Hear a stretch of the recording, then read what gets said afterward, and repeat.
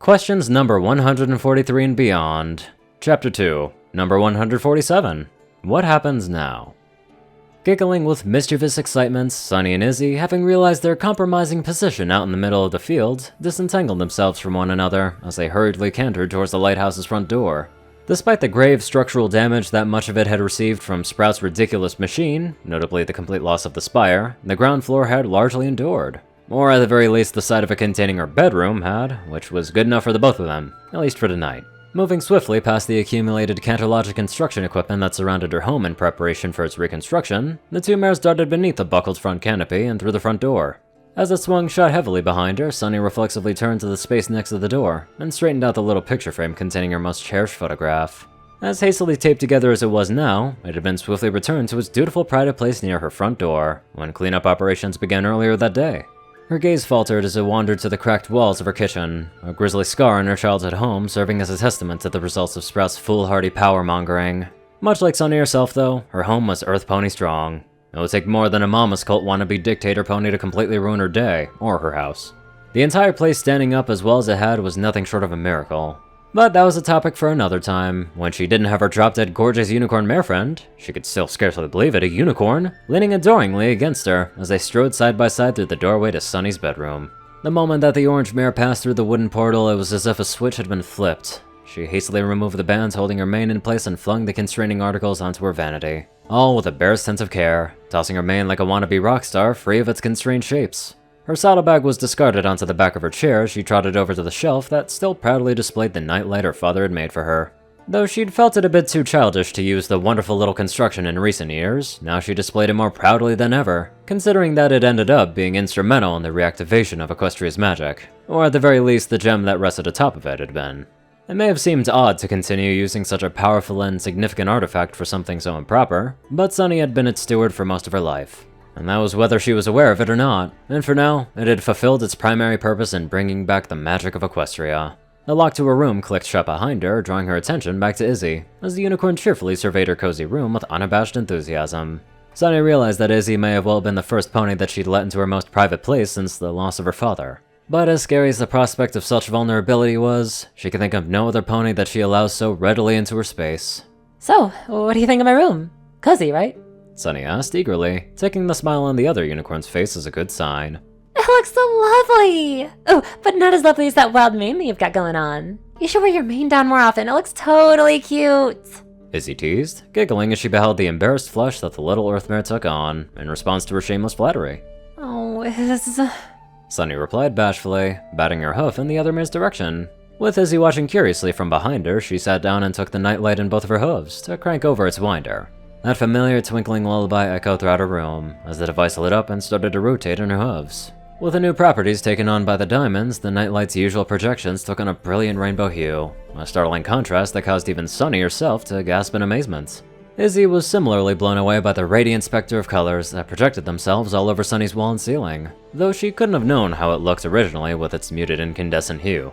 As Sunny put the nightlight back onto the shelf and turned to face Izzy once again, the two of them exchanged a warm smile. Before Izzy abruptly glomped her onto the bed, giggling mischievously, as Sunny gave her a brief yelp of surprise, which trailed off into a gasping moan as Izzy nuzzled against her, nibbling teeth and lathering tongue marking a lascivious trail up her body, as the unicorn grazed upon her enraptured prey. A heavy, warm fullness settled in Sunny's gut as her eyes lidded, once dormant parts of her beginning to stir into life underneath Izzy's loving ministrations.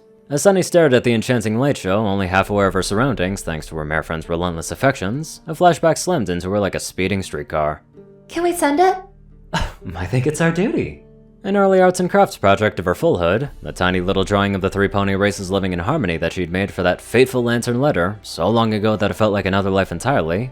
That unassuming, hopeful little drawing had ended up changing everything. Had she never met Izzy, Equestria might have never been saved. Memories of her fillyhood whirled past her in a storm of emotions, each of them jabbing into her like pins and needles as a bittersweet nostalgia filled her. Izzy must have felt the same way that Sunny had stiffened underneath her, because her ministration stopped, as she abruptly pulled back, concern filling her visage as she moved to lay alongside her friend, embracing one of Sunny's hooves with her own. We'll do our part. Hoof to heart. Good night, Daddy. Good night, my little pony. Jarred out of her flashback by a chaste kiss on the cheek, the beginnings of tears and the stinging ache in her chest from that well-worn familiar sorrow quickly ebbed away, and the comforting embrace of the gorgeous, sweet-smelling, wonderfully funny unicorn that very same note had brought right to her doorstep, countless moons after she'd lost it to the winds. In a way, Sunny supposed Izzy had been the greatest gift that her dad had ever given her. Hey, you've been awfully quiet since we came in. Are you feeling alright? Oh, I hope I'm not moving too fast for you, am I? 'Cause if I am, we can totally slow it down. Izzy's anxious rambling was stopped by Sunny's raised hoof against her lips. The earth pony smiled beautifully at her mare friend as she giggled happily. Oh, no, that's not why. I'm just so happy. If somebody told me 2 weeks ago that I'd be here with you, a unicorn on my bed, after we just reunified Equestria, I would have looked at them like they were totally nuts. I still can't even really believe it. Sunny said calmly, as she caressed Izzy's cheek with a hoof. Aww. To be honest, I'm having trouble believing that this isn't just a dream myself. Izzy replied warmly. Their eyes slid closed, as their muscles met once more, a simple kiss on the lips to reaffirm their shared emotion. After a few moments of them simply enjoying each other's presence in comfortable silence, Sunny asked another question that she remembered from her list. One that, until recently, she didn't think that she'd ever get to. Number 147. So, what happens? Now that we're together, I mean. I guess that depends on what you want to happen, Sunny. I could think of a few things myself.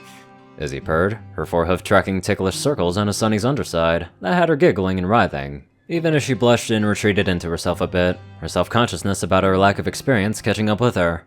Wrapping Sunny tighter in a comforting embrace, she continued. But I'm not gonna do that kind of stuff with you until you're darn good and ready to do it, alright? Thanks, Izzy. You're wonderful, you know that. Sunny replied warmly, maintaining eye contact with Izzy as the unicorn's adventurous hoof stilled itself by curving around her barrel. Oh, I try. She boasted casually, although it took only a moment for her to burst out giggling afterwards. A giggle fit which Sunny happily joined in on, the two of them nuzzling firmly into each other as their tails both hanging off the edge of Sunny's bed entwined. As that familiar twinkling lullaby continued to echo from the music box inside Sunny's nightlight, the two mares found themselves drifting off to a peaceful slumber together, under Sunny's roof beneath the cool night sky of a newly transformed Equestria. There's nothing like some wholesome moments and nightly snuggles to really make you feel good. Now let's hop on over to our wholesome donators. Top donators are 630, Peter Coulthard, J Tinman, Darkside, and Only One Thing. Rayden, Narwhals, Blackmoonheart, Pastel Skies, Alson Roland, Crazy Color 557, Stu Hex, Will, Omicron Lyre, Chris, Twinkie, Dospo, Delta Omega, Jack Hadge, Renzyther 9852, Madman's Den, Lizzie Prickett, Drake Lovedragon, Monzo Norman, Stephen Bingham, Line God 12, Sorcerer Constantine, Hud Zaza, Conver, and many more fabulous people. Thank you all so much for watching this video and live life to the fullest.